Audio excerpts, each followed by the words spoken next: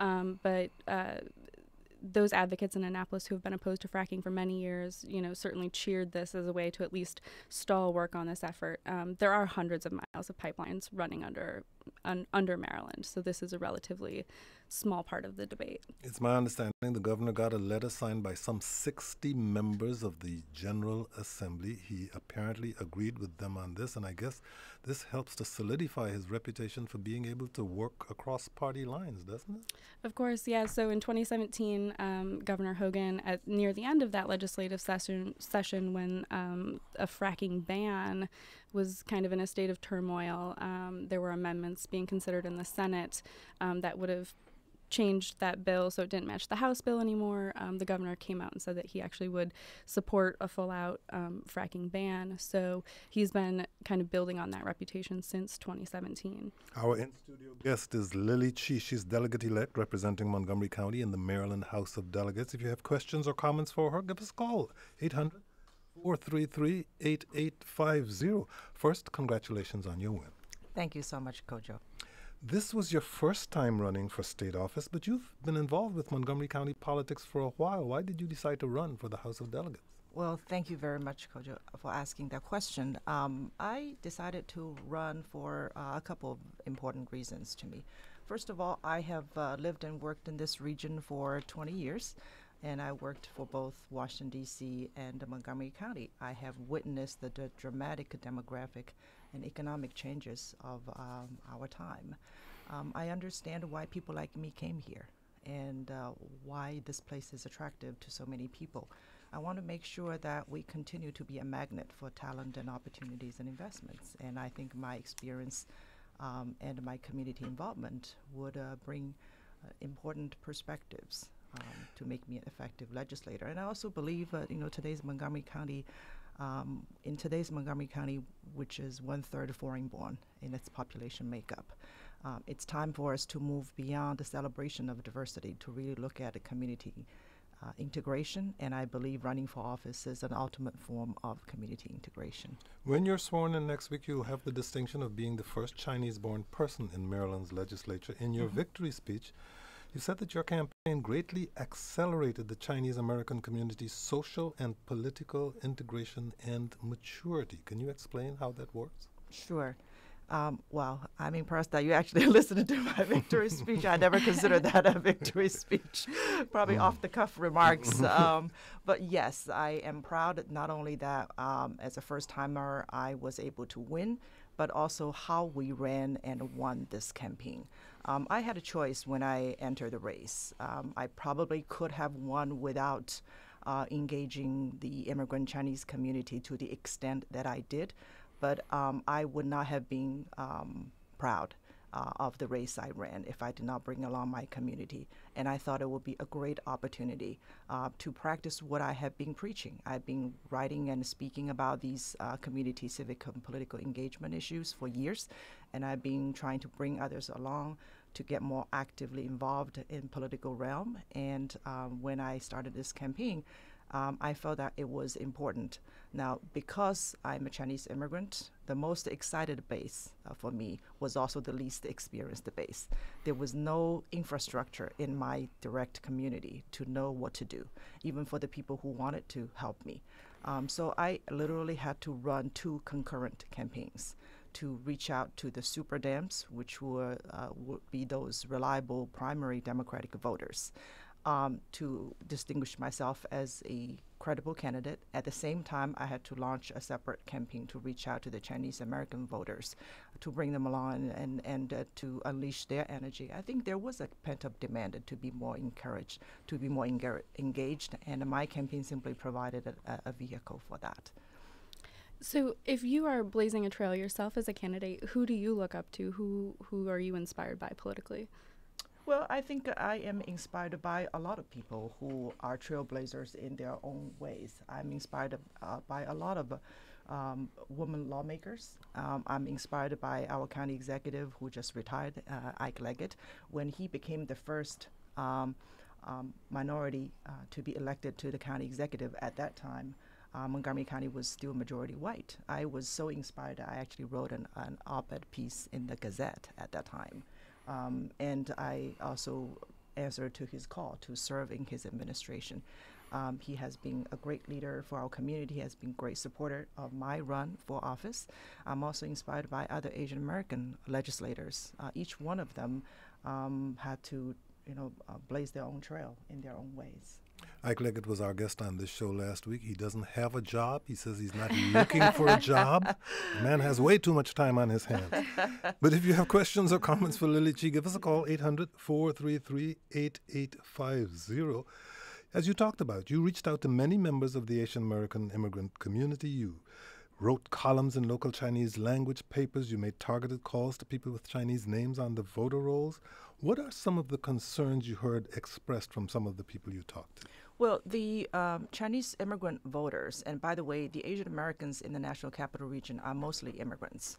So the issues they care about tend to be more bread and butter issues about education, about economy, because that was mostly why people like us came here, for opportunities, as opposed to the reliable Democratic voters in the primary who tend to move beyond that and look at some value issues.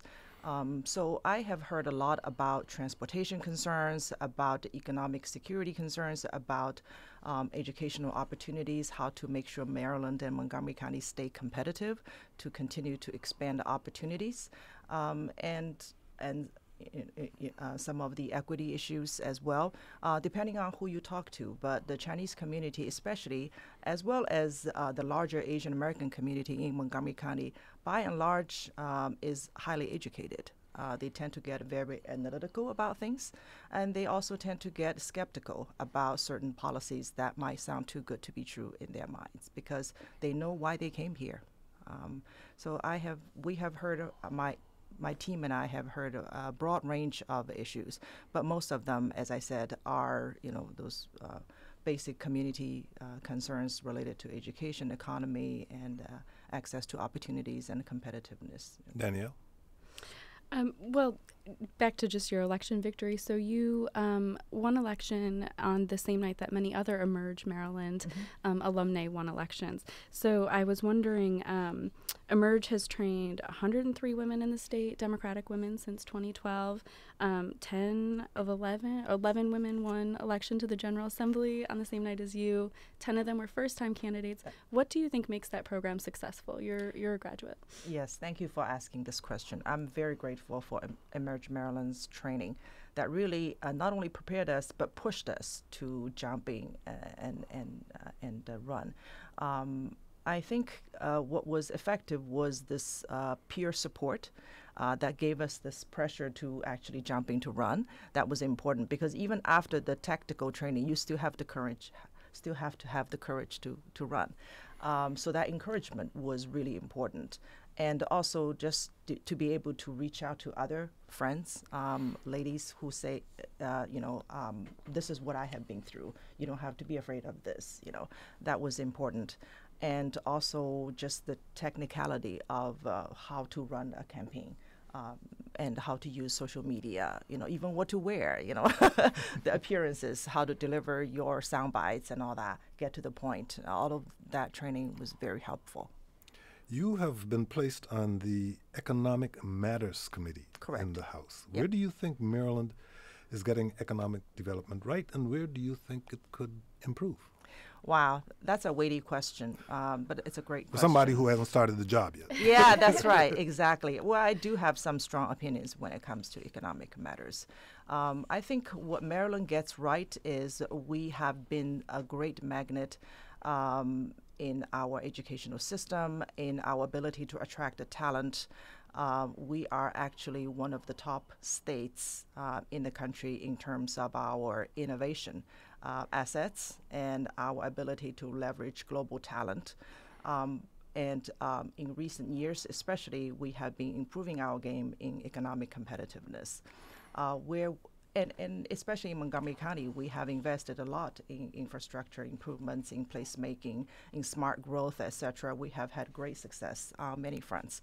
Where we could improve is to continue to work on the perception that we're not as business friendly as we need to be, that we tend to be a nanny state that overregulate, that we continue to send conflicting messages sometimes about how welcoming we are to businesses.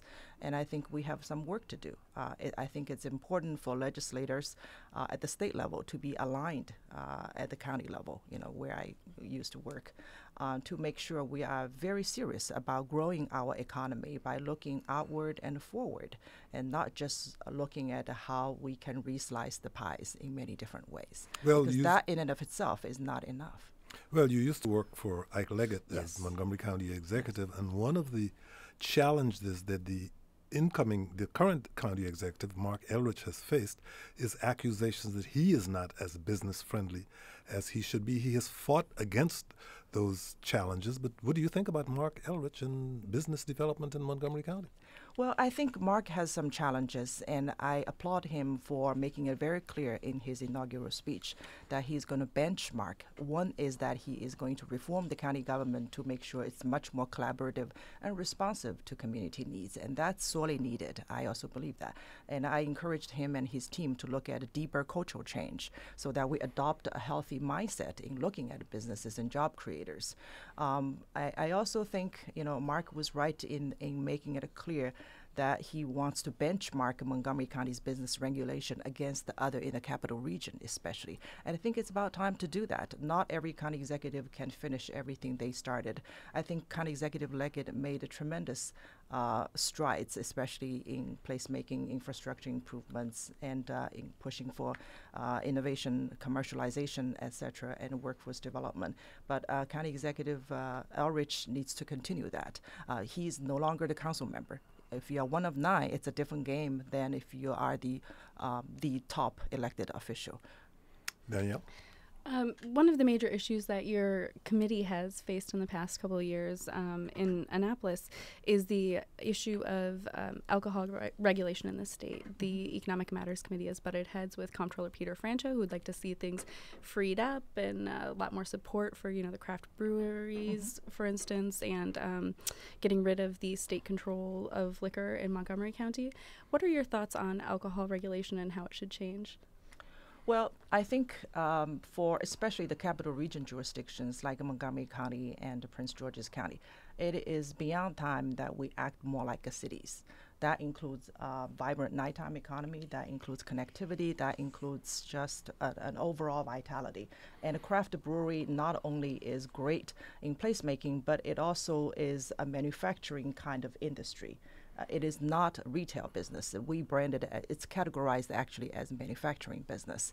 They create the kind of sense of a place for communities. And that's why Montgomery County, especially under leadership of former Council President Hans Riemer, has been focusing on encouraging the growth of that industry, which I think is great emerging industry. In fact, just the past year, County Council passed legislation to expand our MOVE program, which initially was only for office market, to also include craft brewery, so that the production part would qualify, so that we can attract more brewery to downtown places. And I personally would encourage the growth of that, but we have to look at the ramifications of where we have that would make sense and what kind of impact, economic impact, and placemaking value it actually offers. I know there is a lot of discussion about privatization, and I think some reform is needed. I will keep an open mind in working with other legislators to figure out the best way to move forward. Another issue that will be in front of the General Assembly is a tobacco sales ban for people under the age of 21, a move that the District of Columbia already made. Do you think this makes sense? Could you just repeat a question about the tobacco sales ban? ban? A tobacco sales ban for people under the age of 21. DC's already done that. Yeah. Do you think it makes sense for Maryland to do? I think it does. Yeah. Well, that was precise.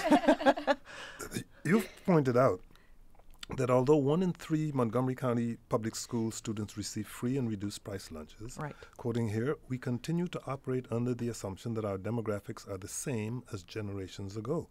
How do you think the changing demographics of Montgomery County should affect how the county and the state approach education?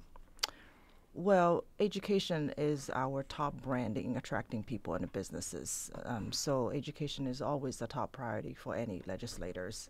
I think on the education front, we need to look at not just the middle part, but also the beginning and the end. What I mean by that is the early childhood education. We need to continue to push for making early childhood education more affordable and accessible to families. And also, we need to look at how to be more career ready, not just college ready, especially for high performing counties like Montgomery County. We have culturally being programmed to push our kids to go to college. But in this new economy, in this gig economy, there are so many opportunities, middle wage, middle skill jobs that are not being filled. So I hope we can adopt a new way of thinking and approach to look at education so that we can really connect our talent pipeline with the demands of the market and the growing industries.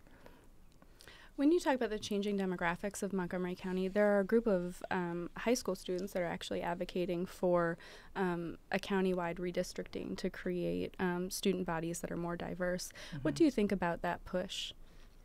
I support diversifying student body, but it depends on how we do that. I know there have been some concerns from some parents about the different tactics that the MCPS system has been using in busing students around. And I think part of it is engaging the community to make sure the parents are on board and understand what real value they offer in the educational process. I believe in the value of a diversified student body, whether it's in MCPS, whether it's in K-12 stage or in higher education. You are the parent of a Montgomery County Public School graduate. The future of school funding in Maryland is an open question as the Kirwan Commission's recommendations have been delayed once again. What do you think the county needs in terms of funding and support from the state in the lead up to discussions over school funding in this coming legislative session? Yeah, I know the Kirwan Commission spent 2 years and did a tremendous amount of work in coming up with the two kinds of mandate. One is to come up with a funding formula, and the other is to come up with a set of strategies to make sure that Maryland has a world-class, not a mediocre educational system that is equitable for all communities. Now the challenge for the state legislature is to figure out how to fund some of these great recommendations and how to implement them, and also how to figure out how much the counties need to pay versus how much the state need to pay. And I think, Montgomery County has been great in funding education overall. Of course, it's never going to be enough because of the community needs and the population makeup. But Montgomery County has been very dedicated in making sure that we have world-class education for all students. I think going forward as a state legislator, my job, along with everybody else's job from Montgomery County delegation, is to make sure that our colleagues from other parts of Maryland understand this dynamic that you mentioned earlier, which is 1 in 3 child in our wealthiest county system is on free and reduced meals program. And on top of that, we have the fastest growing ESOL population in our MCPS, and we want to make sure we have a fair share of educational resources and funding.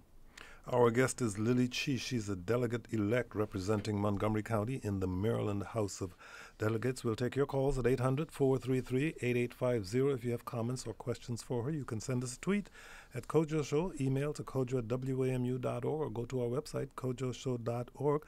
Ask a question, make a comment there, and watch the live video stream of this broadcast. Our guest analyst today is Danielle Gaines. She's a reporter for Maryland Matters. Danielle. Hello. Oh, I get to ask a question?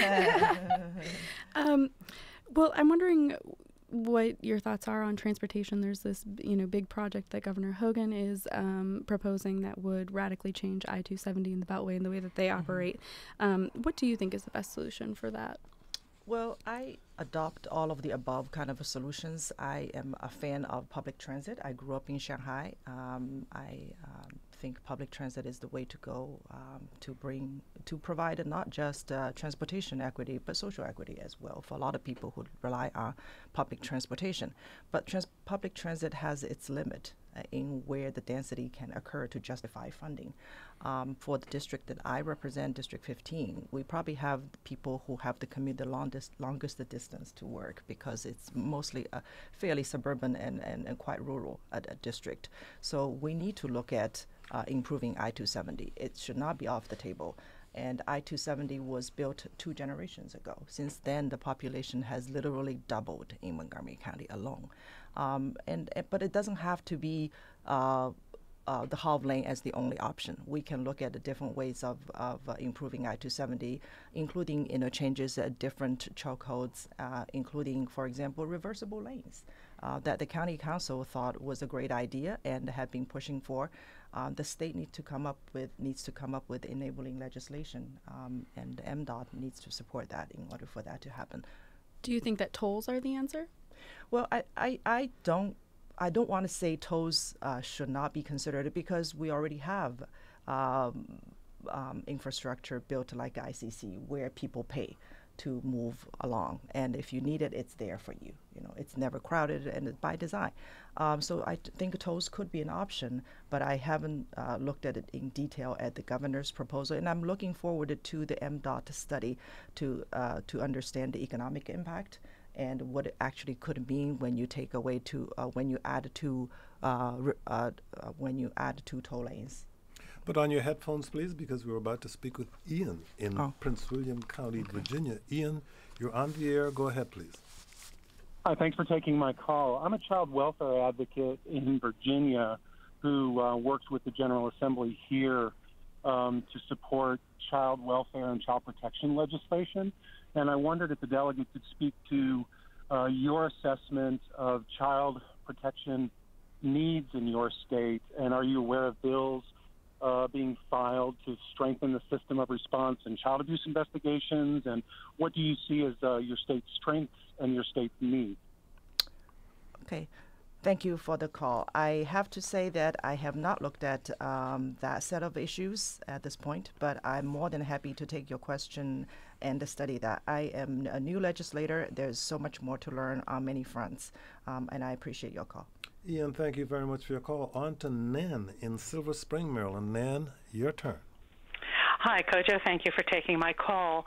I want to urge our new legislator, whom I congratulate on her election, to try to move the study of the transportation options concerning the Beltway and 270 more towards a 21st century solution involving greater public transport rather than widening, which has been proven over, after 3 years, it'll fill up again. And it's so not a 21st century solution. It's not green, it's not smart, and it will disrupt a lot of lives in this county. Thanks for listening. Thank you. I agree. I think public transit should be a first priority. And I also mentioned that the reversible lanes should be something that we should look at. We got an email from Joanna who says, in local work on behalf of immigrants in Montgomery County who are not documented or who are at risk of losing their lawful status, I have been saddened by the strong feelings of intolerance towards this community that I have seen from the Chinese immigrant community. Can you address this issue and what, if anything, you could do in your leadership position to help your Chinese immigrant constituents work as allies with these other immigrant groups so that both communities can benefit from each other's strengths and contributions? Thank you for the question. I know this was a controversial issue that was reported by several media. I have to say that we need to differentiate the larger community sentiment toward immigration with a group of people who spoke out. Just because a group of people organize themselves to speak out, that does not mean everybody in the Chinese community thinks the same. And also, just because one group spoke out against the one particular bill does not mean our community in general is anti-immigration or is not welcoming to our communities. I, for one, using my campaign's experience, have been educating our community about the importance that as a very small subset of minorities in this country, we have to engage with other communities, we have to collaborate, we have to support each other. And that was part of the reason many people are Democrats and they voted in the Democratic primary, because we understand that this is not in China. This is United States. We have to work with many other communities in order to succeed together. We're almost out of time, but House Majority Leader Kathleen Dumais, another Montgomery County Democrat, has said that she urges new lawmakers to introduce a bill in their first session. Have you thought about whether you're going to do that, and do you intend to do that? I have considered several possibilities. So are you saying that Delegate Dumais urges lawmakers? New lawmakers to introduce a bill in their first session. Yes. I think at hit the ground orientation, running. at orientation she said, you learn by doing. Right. I have considered several ideas, one of which is, for example, an SBIR matching grant. I feel strongly that the Maryland and Montgomery County's flagship industry, the biotech, biohealth industry, which is a 21st century industry, needs to be nurtured so that we can be among the top 3 jurisdictions as our goal. And Montgomery County already had legislation, had supplemental funding to create a matching fund for those companies, early stage biomedical companies, that have qualified through NIH SBIR grant, which is Small Business Innovation Research Grant. I think it's time for us to compete with other states by creating a state-level matching fund, so that we can attract those executive teams, early-stage companies to Montgomery County and Maryland.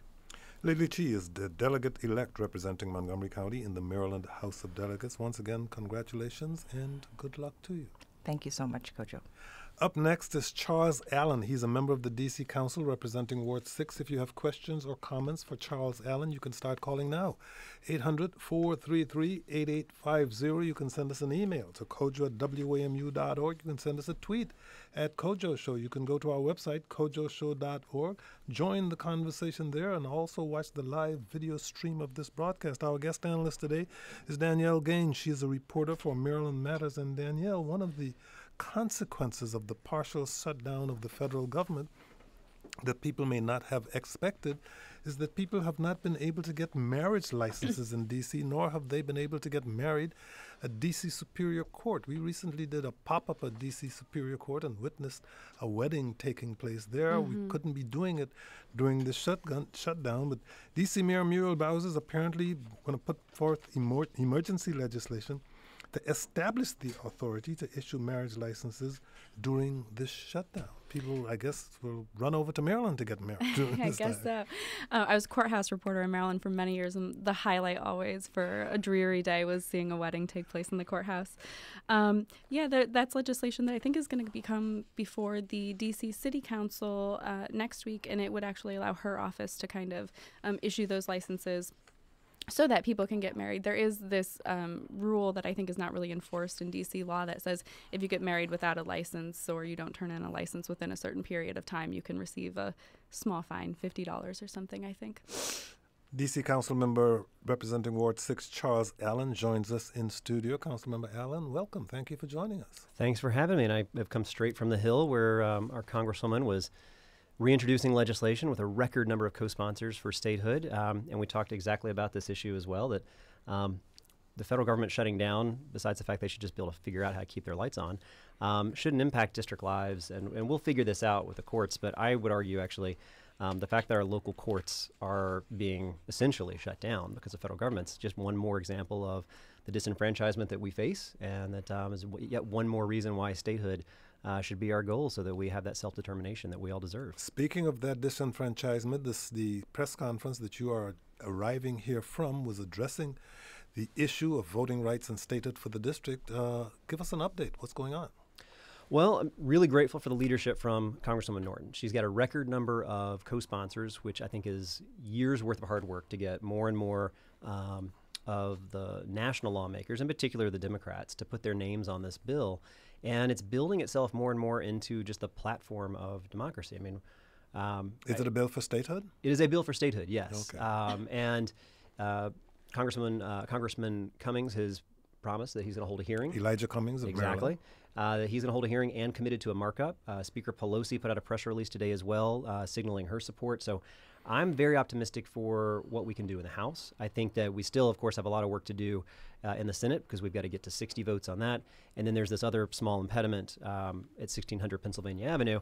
But, there's an election in 2 years, so we'll see what happens. Do you think D.C. should get statehood? Give us a call. Or not. 800-433-8850. Or not, meaning if you think D.C. should not get statehood. 800-433-8850. Or send us a tweet at Kojo Show. The federal government is, of course, partially shut down. D.C. is being hit particularly hard. Our Department of Public Works is picking up trash at national parks throughout the district. How does the district decide to do something like that? And will the taxpayers or will D.C. get paid back by the federal government for this? We will eventually. If you remember a couple of years ago when the federal government couldn't get their act together, the district government would shut down. And I think it was Vince Gray, when he was mayor, just declared everybody was essential. And we just kind of dared them and said, we're not going to do this. And then, frankly, it was with Congresswoman Norton's efforts. They actually wrote it into the appropriations budget that made sure that D.C. government, regardless of what happens with folks up on the Hill, we keep running. And, we're picking up the trash right now.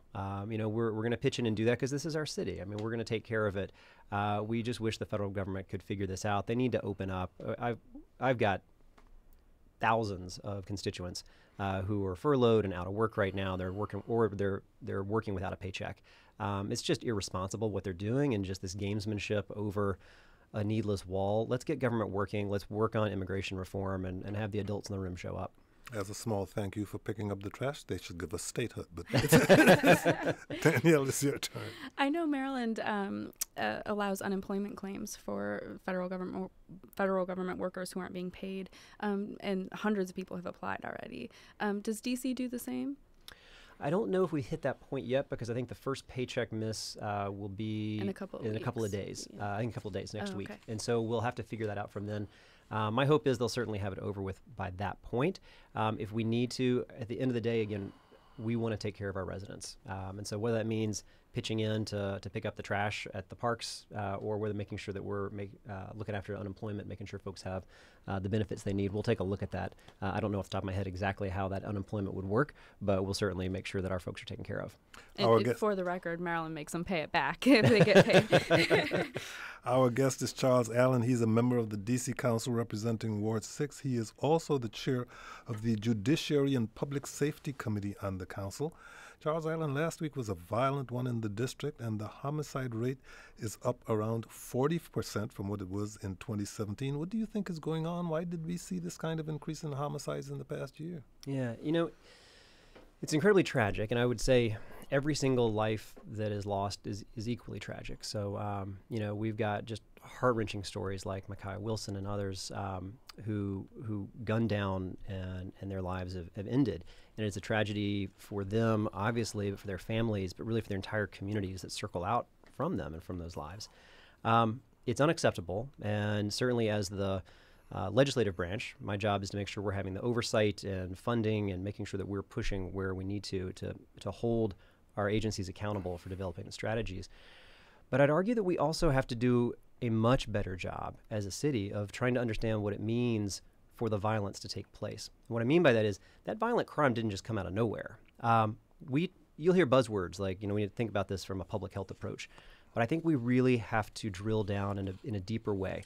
Because if many of the homicides, as we're hearing, are really from petty disputes between two people that turn violent, there's no amount of just flooding police into a neighborhood that is going to solve if two individuals in their living room are going to be having a fight or an argument that then one decides to end that with a gun.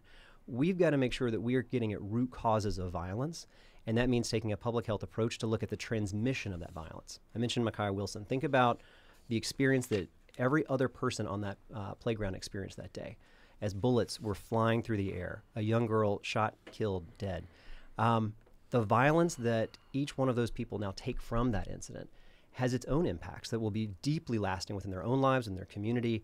And it is those efforts, I think, where we've got to do a stronger job. I think we need to double down on the type of violence interruption work that we're doing. We're putting a couple of $1 million into the Office of Neighborhood Safety and Engagement and some cure violence models with the Attorney General. I'm looking to see how do we dramatically increase the funding and supports that go into that. We say all the time things like, police can't do this alone. Well, the way we've been operating is essentially only with police. We've got to get ahead of this by trying to stop the violence before it takes place, before that trigger gets pulled, before that argument even gets to where it is, that someone decides to settle it with a gun or a knife. And that's where I think we have so much more work to do, and that's part of what, as the chair of the committee on this, I'm going to be looking for the mayor's budget to come down with substantially more resources and intention around that violence interruption work. And if it's not there, then I'm going to be looking to find places to find more money and more resources to put into these efforts. Seems that much of the gun violence is concentrated in certain parts of the city, mostly east of the river, with a lot of young people there losing their lives. So when you talk about the mayor targeting violence interruption, are you also saying that you got to look at specific parts of the city and fund those efforts adequately? Well, you've got to have the type of effort where someone has credibility on the street. So what I mean by that is you've got to make sure that when we're investing in these programs, we've got, for example, with the Cure Violence model that we're trying to work on with the Attorney General's office, it's 2 relatively small pilot programs, one neighborhood in Ward 5, one neighborhood in Ward 8. It is barely scratching the surface. They're doing good work, no doubt, but they hire individuals from and within a community who have credibility on the street, who are able to relate to individuals, both in their own life experience as well as their relationships with those individuals, and they can make a quantifiable difference in being able to anticipate violence, know when it's coming. It's too late if we're having to look to say, did that shooting that already took place, is that going to contribute with a retaliatory shooting of some type? We should be in front of it and have the type of system that gets built to get in front of it in the first place and know when an argument or a conflict is building before that crescendo and before that trigger gets pulled. That's the type of effective community violence prevention work that we've got to be moving toward. How much money do you think should be put towards those kinds of efforts? What do you think is a realistic number? Well, right now, if you add all of it up, we put about $5 million a year into this, and that's relatively small. If you think about our police department, it's $500 million. Now, by no means am I saying we don't need to have strong, effective policing. We certainly do. But we need to invest at the same time. And I would love to see us figure out how can we double that? How can we get from 5 to 10? That would double the impact, I think, in terms of the ability for communities to be significantly and dramatically improved. But I'd also add one other component of this. If we don't address the mental health and behavioral health aspects of this, again, violent crime didn't come out of nowhere. There are plenty of examples where there are individuals who have touched our criminal justice system or our mental health and behavioral health system, and we have not intervened in a way that stopped that. I'll use another example. Think of the shooting that took place on the grocery store on H Street. There was a guy named Michael Watley who came in with an attempted robbery and shot one of the workers there. An inch or two to the left, we would not be talking about a shooting, we'd be talking about a homicide. When we look back through his story, you see someone who has had multiple interactions with the criminal justice system, with the mental health and behavioral health system. He is going to have to and should have the consequences for his actions on that day. But when we do the deep dive, we will also find that there is no system, that there were multiple touch points and we did not intervene in a way that could have stopped that from ever happening. He put hundreds of lives at risk, or at least significantly traumatized, at that grocery store. When the police were coming to arrest him, he was in a closet with a gun. I think he was on Facebook Live or something like that. All those officers' lives were at risk as they were now trying to apprehend this individual. The number of lives impacted by his decision that day, he's going to have to face consequences for that decision. But we should also be able to hold the mirror up and look and say, why have we failed to build the type of system that recognizes the mental health and behavioral health aspects of this that get to the root causes of violence? That's Indeed, where we have a lot when we of went to room for D.C. improvement. Superior Court, we heard from people in the media, we heard from judges, we heard from people who also work in courtrooms there that way too many of the cases that are coming before them should have been dealt with first in our mental health care system before they got to the level of the court. I think you're assuming there's a system that exists. I think that we don't have much of a system. That to me is where, I come at this job as chair of the committee with a public health background. So I'm not an attorney. I'm not somebody who's spent a career in law enforcement. I'm somebody who comes at it with a public health degree. So part of what I want to do is I think I have an ability to bring a vision that's a little bit different of how do we work on safe and just neighborhoods, but how do we start building the bridges between our mental health and behavioral health? I've had some great conversations with Vince Gray, who chairs the health committee, about this. How do we build this in a way that we can actually have it work and start delivering on what it is that we're all talking about? Again, you'll hear the buzzwords and the catchphrases over and over again, but it's time for us to really get to work on how we build a system that will actually work and keep our neighborhoods and all of our residents safe. The ACLU of D.C. tweets in, 100% agree with Councilmember Allen that we need to drill down and work to address root causes of violence and how we can prevent violence from happening in the first place, to which Black Lives Matter D.C. responded, absolutely. You mentioned Vince Gray and the Committee on Health. Before the end of the year, there were heated debates over the plans for a new hospital. What is the current status of those plans? Well, the council passed legislation at the end of our session in December. So I think, I'm not sure if I can use as many different health analogies as possible. It's still on life support. It's moving forward. I think that we've got a operator that is still very interested in doing this. We've allocated and budgeted the dollars to help build a new hospital. I think it's critically important that we improve our health system on the eastern half of the city. Ward 6 represents, I'm right up to the edge of the river. And when I talk to neighbors, for example, in Southeast and Southwest, oftentimes, if we had the type of quality health care that I think all residents deserve on the other side of the river, that's actually closer for many Ward 6 residents than it is to drive across town to GW or somewhere. So I think, not only because I believe it's the right thing for our city, but I think I have an interest as the Ward 6 council member. I want to see something that's going to deliver better quality care. And you just think about the inequity that we talk about in our city, whether you want to focus on education, whether you want to talk about, like we were just talking about, neighborhood violence, or in health. We have a duty to do a much better job around our health equity. Another intersection of where we've tried to take our committee is maternal health, maternal mortality. And it's an area where, because I have oversight of the chief medical examiner, we're trying to create, in which I passed legislation to create a maternal mortality review committee for the first time ever, for us to take a deeper look, use data, use evidence to help inform us around the policy decisions we make, the budget decisions we make, to help save lives. We have a disproportionate impact between black women and white women around what the health outcomes are in maternal health. And it's unacceptable. And I think that we've got a real opportunity in front of us to make great strides in that. I think Maryland's passed a maternal mortality review committee. Have you dipped into their work? Do you know what they found? I think they have a report due this year. The idea behind it is there will be kind of the annual reports where they do an annual review of each maternal death, essentially. And it lays out recommendations. We heard from experts from Maryland. We have folks who had been involved with New York's effort, where they also see a huge disparity in New York City in particular, and really got valuable insight about how to craft a maternal mortality review committee that is going to take a deep look at and intentionally look at that inequity, intentionally look at that disparity.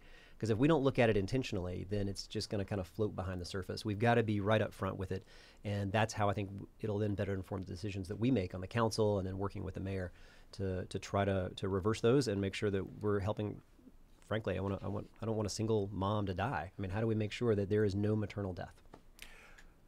Ward 6 includes the site of the old football stadium. You have challenged the plan to bring Washington's football team back to the district, saying, quoting here, helping a billionaire build a new NFL stadium, I just think is a bad idea. What would you like to see happen at that old RFK site? Well, I think the experience you'll see from around the country is that building an NFL stadium is a boondoggle and is a complete waste of taxpayer dollars, but it's also a really bad use of land. I mean, we have a great opportunity right next to the Anacostia River where we could extend our city. We talk about solving affordable housing. Well, that means we need to build more housing. And so one of the things that we have in front of us is an opportunity to build more housing, continue the neighborhoods from Oklahoma Avenue and 19th Street all the way down to the river's edge. And Kingman Park and Hill East, I think, have an opportunity to extend single-family housing, higher density housing. You've got transit right there. We could build retail. I'd argue you probably get more economic development and bang for your buck with a new grocery store than you would an NFL stadium. These things don't create economic opportunity. They get 8 games a year played, maybe a handful of concerts, and they're over $1 billion to build. And not to mention all the parking lots they come with. It's just a really bad use of space. It's a bad use of tax dollars. And we could do so much more with a better vision around housing, new jobs being created with retail, new parks and green spaces, and then bring the river back into our community, into our city. 8 games a year because the team rarely makes the playoffs. But Polly has an idea for you. Polly emailed, we in Ward 6 have been waiting for a park. What is happening in this area? Well, I am very glad about one thing that's happening at RFK, and that is that I've spent about 6 years now working toward this. We are ripping up the asphalt parking lots on the northern side of this. So this is basically from Benning Road south. And we are replacing that now with new fields and green space. It is going to be athletic fields, multi-sport so that it can be adaptable. There's a farmer's market there, so we're actually going to be making it a bit more permanent with kind of a market shed, essentially, to kind of give them a more sense of permanency. For the first time, there will be restrooms that exist, which will be something I know every parent would like to see out there. And it really creates a great opportunity to re-envision the space, create more green space and park space. Whether it's a youth league or an adult league, we are desperate for more green space and park space in our city, and this is a great opportunity for that. There you go, Polly. The council passed a red flag gun bill requiring police to seize weapons from people deemed a danger to themselves or to others. The bill has faced some pushback, including from the Public Defender Service, which said it would allow police to seize guns without giving proper notice or without having a court hearing. How do you respond to that criticism? And do you think this is the right approach to tackling, or one right approach to tackling gun violence in the district? Well, I'm very proud of the law, and I think it is one of. It's certainly not going to be the only thing, but it is one item that I think is going to have an impact. And so what it does is it allows an individual, in particular perhaps a family member, someone who's close to you, and they know that you have a firearm and you have expressed an interest in either doing self-harm or harm to others. And you can always, today, you could call the police and give a tip, and they could come in and try to remove that firearm. But this gives another way where people can come through the courts and be able to have a very quick action that is taken, and then have a civil order, essentially, that allows the police to come in and remove that firearm before you do harm to yourself or to others. I think it's going to be one more tool in the toolbox of helping getting a gun out of the hands of someone who's expressed harm, again, to an interest to do harm, either for themselves or for others, but to also do so in a way that gives loved ones, family members, those that are close to them, an opportunity to take an action. What we oftentimes see is that an individual, especially a family member, may not want to actually make that tip, make that phone call to say someone's got an illegal firearm because they know there are criminal consequences that are coming with that illegal firearm. And one of the novel things that this legislation does is it grants in a very limited scope and for a very, very narrow opportunity for this protection order, immunity, so that the family member knows, I need to get that gun out of son, daughter, husband, wife, girlfriend, boyfriend's hands. But I don't want them to have to go to jail for it, and that may be the reason why they don't call in the first place. Well, so apparently both Mayor Bowser and the police chief and the U.S. attorney oppose that immunity provision. What do you think is going to happen there? Well, this will be one of those areas where we have a bit of disagreement. I think that you'll also hear, though, from, for example, many of the domestic violence survivors organizations that have talked in strong support of this, because they understand the reality that we are going to have instances where someone is afraid to make the phone call, is afraid to give that tip, is afraid to take that action that is going to save the life of that individual or others. But if they know that that person's not going to face the criminal consequence for just the possession, they'll make the phone call. Now, please remember that immunity does not exist if you commit a crime with that gun. If you have made direct threats, there's plenty of ways in which that immunity does not carry it. But for the possession, it will grant that limited, narrow immunity, and I think it will have an impact, and I think it will save lives. If you have a 10-second question, we only have about less than a minute left. That bill was passed, I think, at the same time as a ban on bump stocks. Yes. Have there been community meetings? Have you heard from the community other ways that they think gun violence could be curbed? We had about 25 seconds. Well, the other piece of this legislation also actually extended penalties for extended clips. So we went from 1 year to 3 years for an individual who has an extended clip, because we were seeing that there was increased lethality by more bullets flying through the air. So the bill takes a comprehensive approach. But I'll bring it back to where we started, which was violence prevention. That's where I hear more voices in the community saying, we want effective policing, we want to have partners with our policing, but we also want to have us focus on preventing and interrupting violence. Charles Allen is a member of the D.C. Council. Today's Politics Hour was produced by Mark Gunnery. A quick note about our programming. I'm happy to announce that transcripts of the Kojo Namdi Show will now be available on our website. Go to kojoshow.org and you'll find them under the transcript link on each show's page. They'll be posted by 8 p.m. daily. Thanks to our audience for your input on making our show more accessible. Coming up Monday, we'll look at obscure government agencies that are affected by the federal shutdown and explore the role of grade inflation at local schools. That all starts Monday at noon. Danielle Gaines, thank you. Charles Allen, thank you. I'm Kojo Namdi.